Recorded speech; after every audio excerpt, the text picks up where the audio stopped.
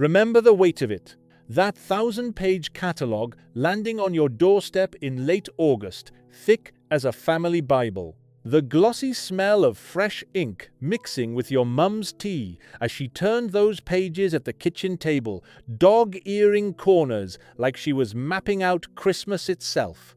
The rustle of carbon paper as you copied down order numbers, knowing someone in a Liverpool warehouse was about to make your dreams real. For over 70 years, Littlewoods was how working-class Britain shopped, saved, and dreamed. 25 million catalogues are printed every year. 30,000 employees in Liverpool alone, the largest private company in Europe, built on weekly payments and the trust of ordinary families.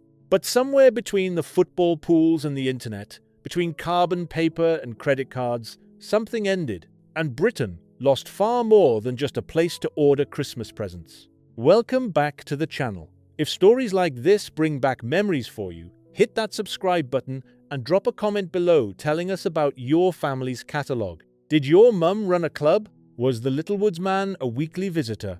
We want to hear your stories. Now, let us go back to where it all began. In 1923, a young telegraphist named John Moores stood outside Old Trafford Football Ground in Manchester. He was 27 years old, the eldest of 8 children from a working-class family in Eccles. At 12, he had done a milk round before school.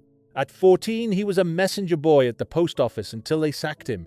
Now he and 2 colleagues from the commercial cable company were handing out 4,000 betting coupons to football supporters. They called it the Littlewood Football Pool. The name came from one of his partners, Colin Henry Littlewood, an orphan raised by an aunt. Each man had invested £50 of his own money.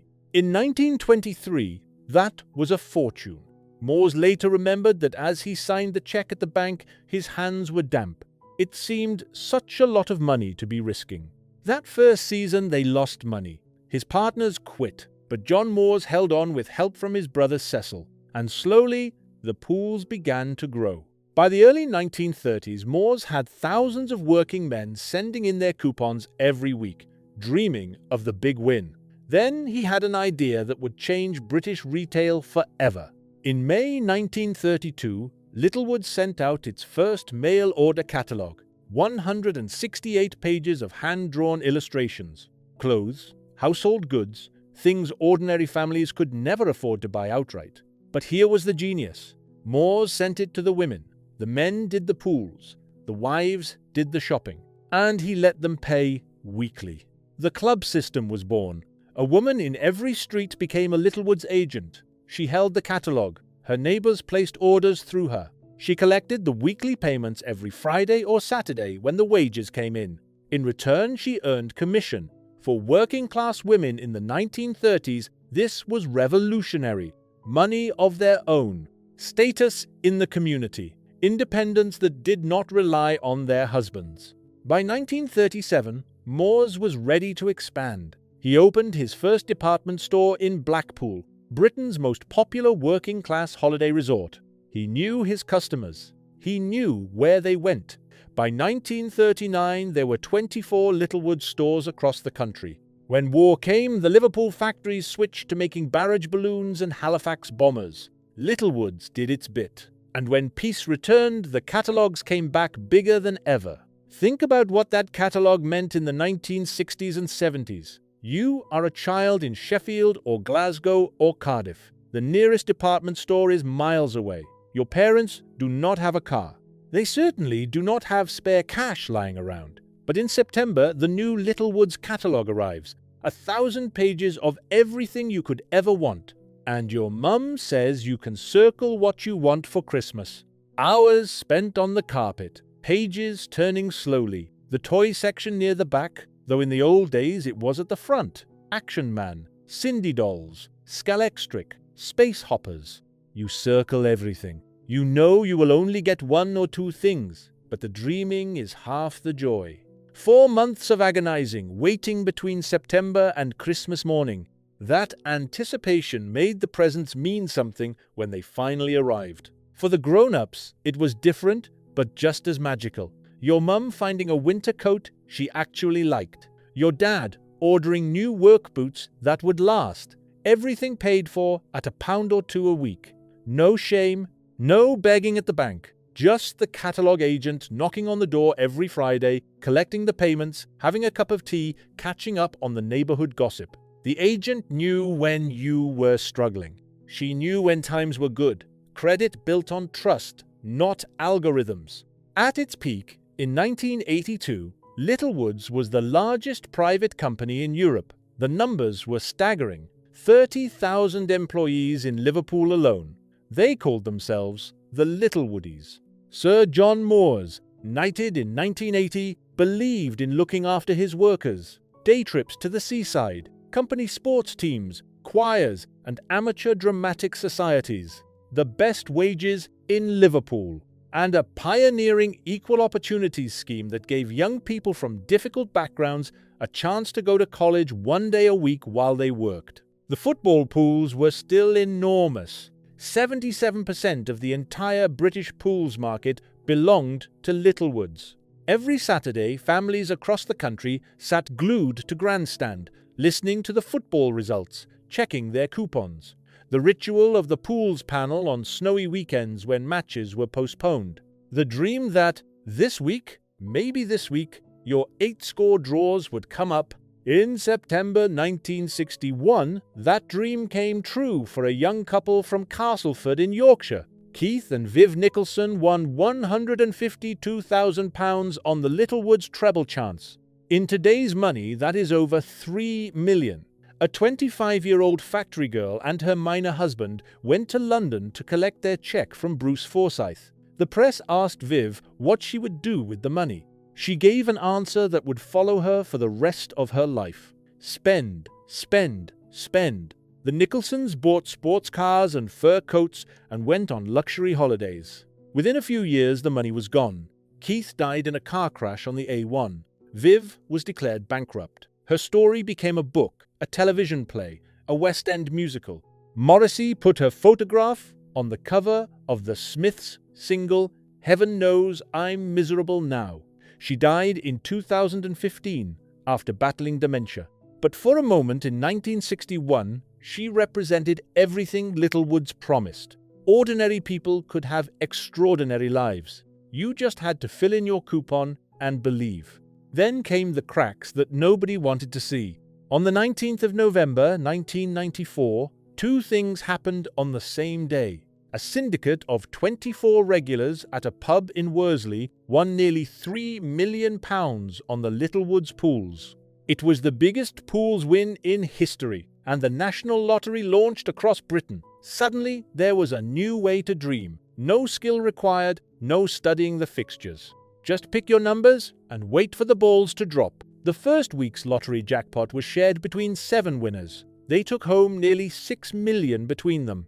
The pools had competition it could not beat. Within 6 years, the Moores family sold off the pools business entirely. £160 million for something that had once dominated British gambling. 1 million people were still playing every week, but the glory days were over. Meanwhile, something else was changing that Littlewoods failed to understand. The Internet. By the late 1990s, Amazon had launched in Britain. People were buying books online. Clothes would follow. The catalogue industry should have been perfectly positioned. They already understood home delivery. They already had the warehouses. But the men running Littlewoods were in their 60s. They had never used a computer. They dismissed online shopping as a fad. In 1985, Littlewoods had launched Index, a chain of catalogue stores designed to compete with Argos. Customers could browse items in store and collect them from the warehouse out back. It should have worked. It never made a profit, not once in 18 years of operation. By the time it closed in 2005, Index was losing £100 million and had earned a reputation as the poor man's Argos. Half the stores were sold to Argos itself. The rest simply disappeared. Sir John Moores died in September 1993 at the age of 97. 2,000 mourners packed Liverpool's Anglican Cathedral for his memorial service.